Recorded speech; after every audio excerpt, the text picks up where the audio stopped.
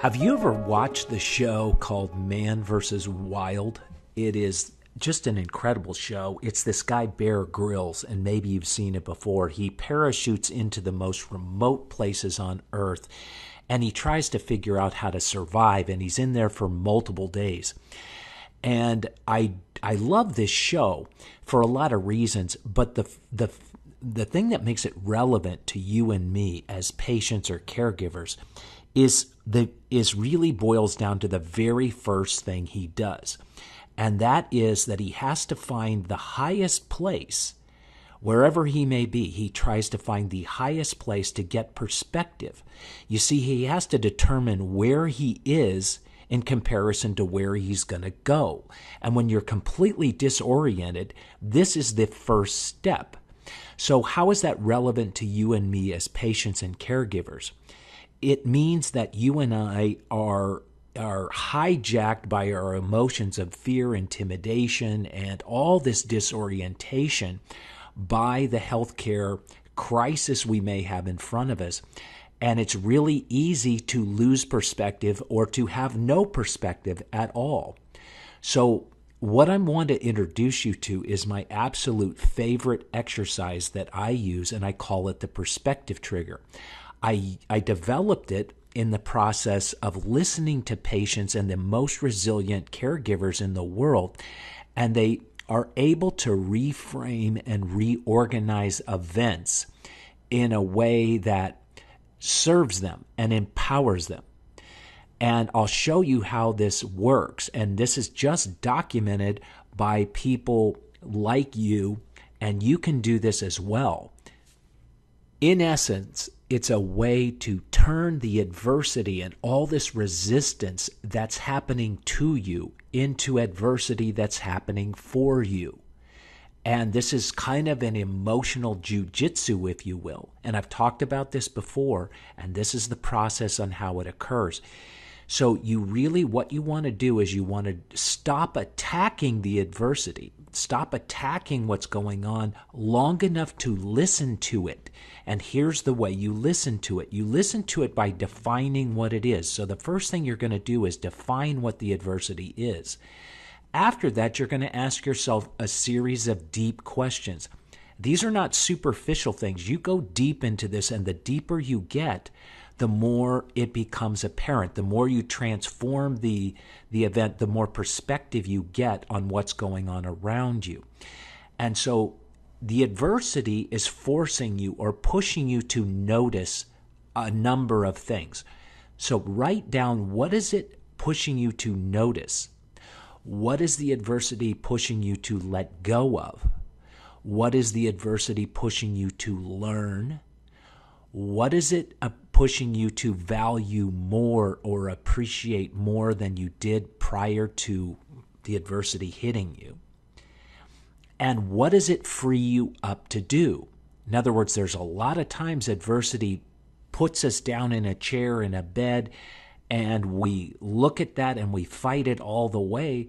But now I'm freed up to do something that I hadn't done before. What are those things?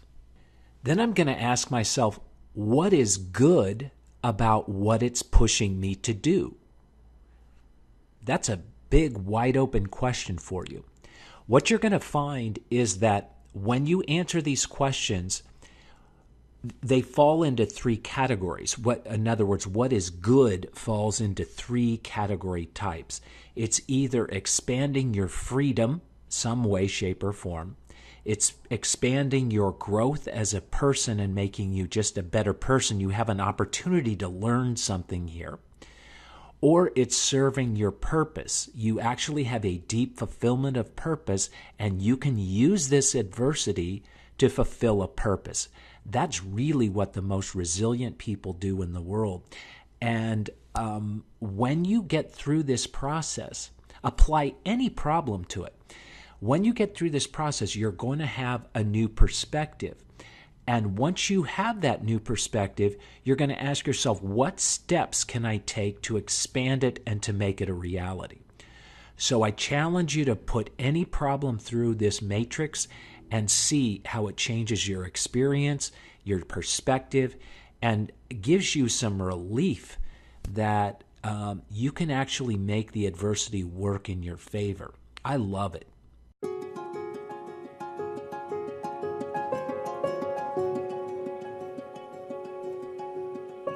I want to introduce you to one of the most important concepts for caregivers, and that is the concept of building a caregiver team.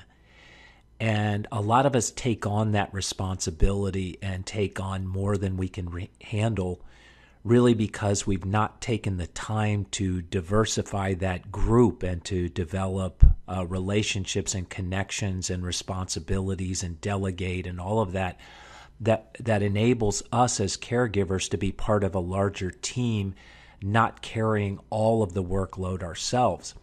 The reason that's really important is because caregivers are carrying a tremendous load themselves. And there's a tendency to get sick and broken down in our immune systems. And that's not going to help the patient at all. It doesn't help us. And the way we get around that is to start thinking in terms of building a team. So the form you see right here is an exercise in doing exactly that. And the reason you're going to want to do this and put it all down in one spot is because as we pass off our workload to other people, we want them to have the same connections that we have. We also want to invite the other people that are part of the team to diversify what they're doing.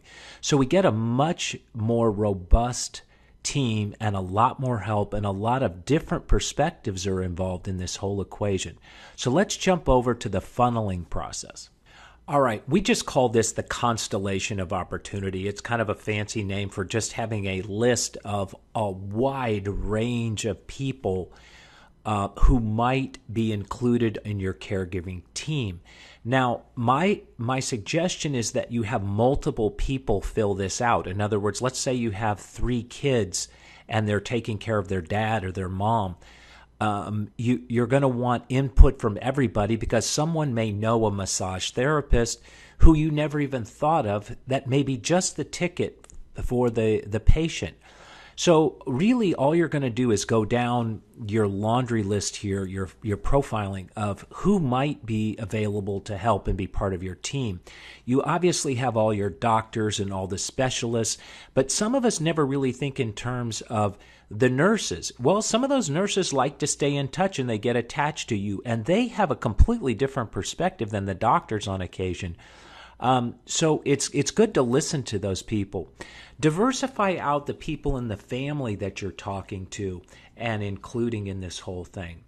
Look at wellness coaches or look at people that are nutritionists, co-workers you may have. Then there's a whole laundry list of people that come through work. And there's things called EAP programs, employee assistance programs, where you have behavioral health experts available to everybody pretty much 24/7 and at no cost. And those folks can be incredibly helpful, but they get very low utilization. In other words, people don't even know they're there, so they never call.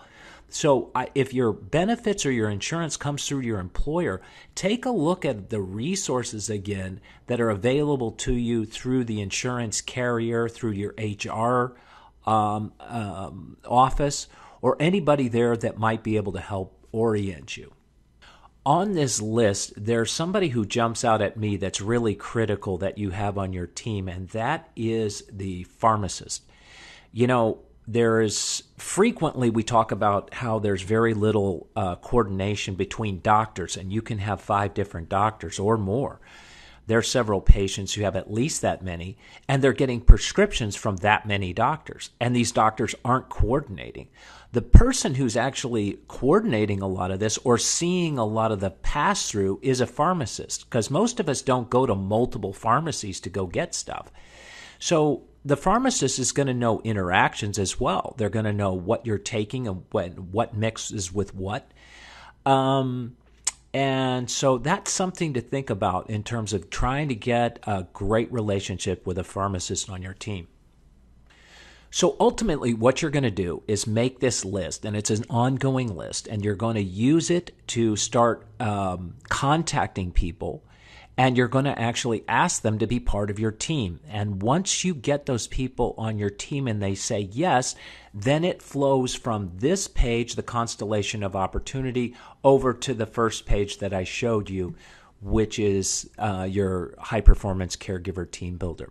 So now we've just oriented ourselves to building a team, to diversifying our workload, and to actually pacing ourselves and optimizing to the best of our ability the circumstance we're in. That's what this thing is all about.